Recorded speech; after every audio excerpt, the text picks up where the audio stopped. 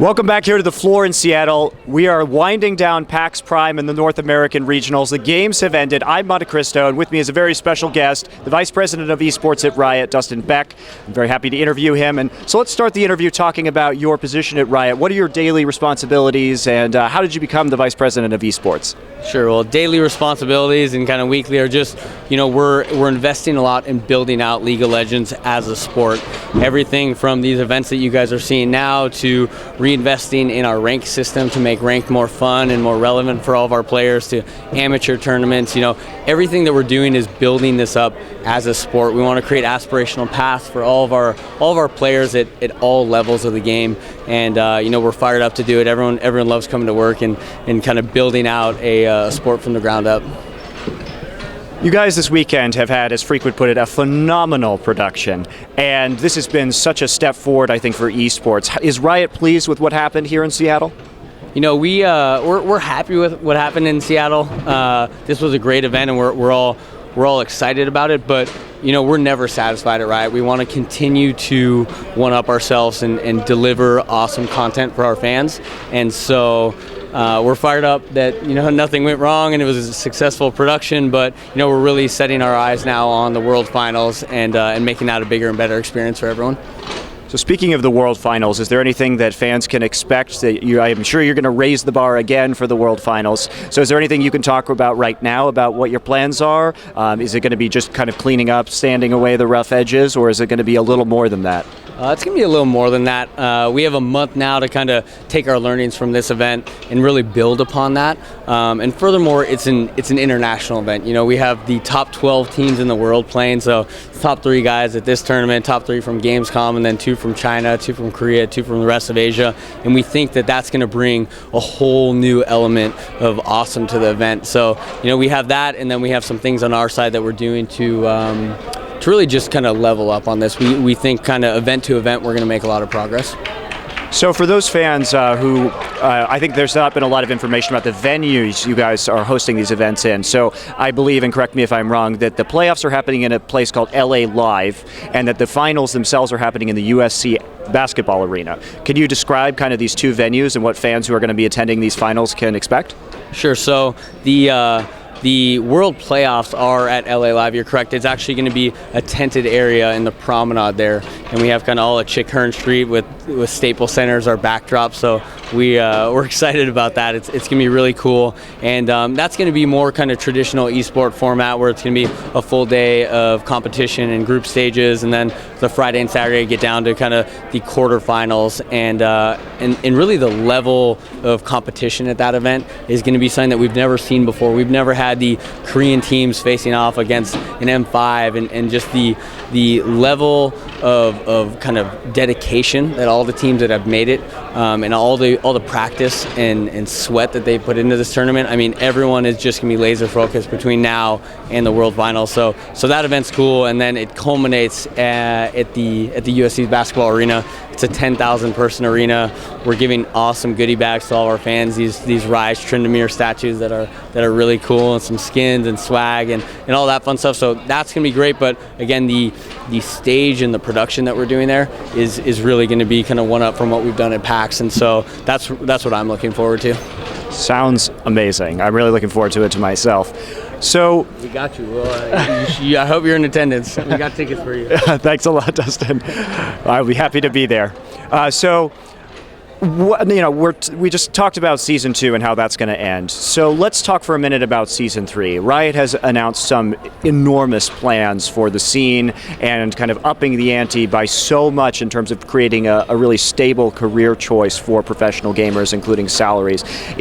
What is Riot's thought process behind all of this, and what are your goals with the kind of salary and professional system, not only this coming year, but kind of long-term in the future? Sure. We want to make League of Legends a viable profession. So we're giving salaries to the teams, and the teams are then we're giving compensation to the teams, and the teams are going to pay salaries to the players. We really want this to be a path that people respect outside of the video game world, and they deserve that. I mean, these guys are working day and night, practicing all kinds of crazy hours, and we think that kind of by doing this, it's going to help them sustain the career in video games. And so that's what we're going to do. But it's not just kind of helping them with that.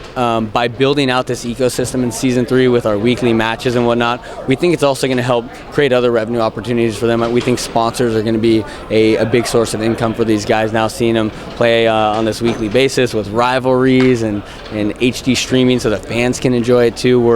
We couldn't be more fired up. In terms of sponsorships, too, on top of their salary, it seems like since Riot will be centralizing a lot of this and able to negotiate with sponsors, are you also going to be funneling kind of sponsors into the teams, or are you doing kind of sponsorship marketing for them in a way at all? Yeah, that's a great question. We're still ironing out those plans, but our goal is to kind of use our purchasing power as a league to help them with these sponsors. We're going to be making introductions. Again, we want them to be as successful as possible. They're in it to make money. We're in it to deliver awesome content for our fans. So every opportunity we have, we're going to be helping them out. So I think it's a question that really hasn't been asked yet is what exactly is the structure that this league is going to take place in terms of Riot's relationship with the teams? Are you guys going to own the teams? Are you guys going to be franchising them like the NFL? Can you describe it in a way that kind of traditional sports fans might understand? Yeah, we're going to be like the NBA, for example. There's going to be the Lakers, and the Lakers have agreements with the NBA and the league. And so we're just trying to put some structure around what we're doing. But we're not trying to own the teams. We are trying to facilitate awesome tournaments and awesome competition, and that's really what we're going for. We want it to be more structured. We want it to look like any other pro sport looks like. Right now, there's a tournament once a month, or you're not really sure when the next tournament is. You don't know when your favorite teams are playing, or even if they're going to be at the tournament. This is going to allow for teams again to be playing against one another all the time. There's going to be rivalries that are built up because teams are going to be seeing one another so often, and that's what we're trying to do. We're not looking to own teams or kind of try and stop what they're doing. We want to build up the structure for them.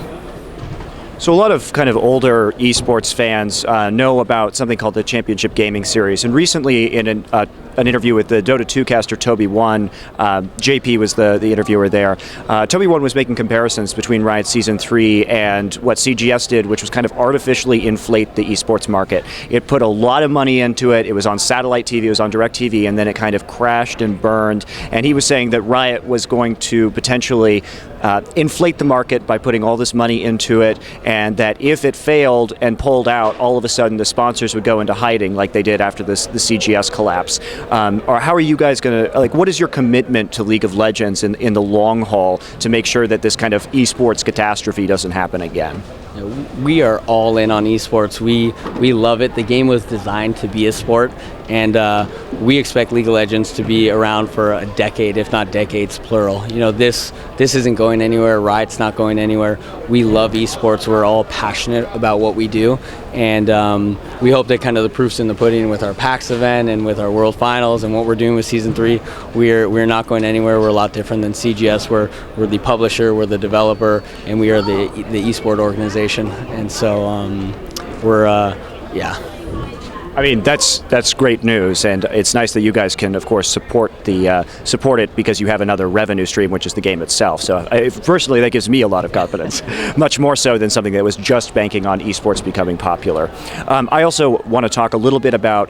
I think one of the failures with the CGS was that it was on television, and I, for one, and many people my age, I don't even own a television. So, I think are you guys planning to kind of move into TV, or do you want to stick purely with streaming, or do you even know?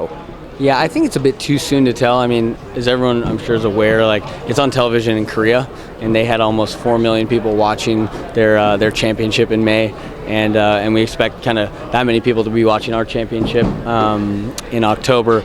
But with regards to being on television in the U.S. or in Europe, I think it's still a bit premature. Online is the route that we're going. We've been approached by a couple companies to put it on television. We don't think it's ready yet, and we don't really know if we even want to do that. It's so easy to kind of have that great viewing experience in front of your computer, or even kind of from an iPad or a mobile device, or even on your television, but not through your basic cable channels. So I want to wrap up talking about kind of a comparison between Season 2 and Season 3. So in Season 2, for the most part, you guys, except at the very end here, you guys have really relied on partners such as IPL, IEM, MLG, Azubu running the Champions League in Korea on OGN. How you said that these organizations are going to continue to be supported in Season 3, but they're going to take a different role than now, because the Champion Series is going to be, your Riot's own Champion Series is going to be the most important league with the highest caliber of teams. So how are these organizations that you've partnered with so far going to remain relevant in Season 3, and what are your plans for them? We really value our partnership with IEM, with IPL, with MLG. They're core to what we're doing here, and we're continuing our investment with those guys. We're frankly investing more in Season 3 than we are in Season 2. Not only are we looking to do more and better things with our Challenger circuit, which is what they've been running right now, but the differentiation between kind of the Championship Series with what we're running and what they're doing, there's obviously kind of a fine line there, but the Championship Series teams will all be at their events on their Sunday days, or the last days of their events, playing exhibition matches. Again, we want them to be successful. We really need them to be successful in creating these aspirational paths in order for League of Legends to be the best esport it can be. So we really love working with those guys, and we hope they are the same with us. So just to kind of summarize that real quick, so you're going to use the partner leagues to create kind of a farm system for up and coming teams to challenge the teams that are in the Championship Series, and then also at these events for fans who may not get to go to LA all the time to see the big teams like TSM, CLG, and Dignitas, which we know are going to be in there now. You're going to move those teams to the circuit events all over the country, or potentially all over the world, and that's where those teams are going to play their weekly matches, and fans are going to get to see it on the MLG, IPL, IEM streams and stages. That's exactly correct, and we. If the Challenger Circuit events are happening all over the world, it's great because our fans then get to see them all over the world. We'd hate to deprive people who are attending an event at MLG Dallas, for example, and not be able to see their favorite team. So that's also one of the other reasons that we're sending our Championship Series teams there. Awesome. Well, thanks a lot, guys. With me has been Dustin Beck. Thank you so much for the interview, sir. It's been a pleasure. I'm super excited for the Season 2 finals and for Season 3. I'm MonteCristo with ggChronicle. Check out more videos at youtube.com/ggChronicle. Plenty of interviews from this weekend, and we'll be back with you later.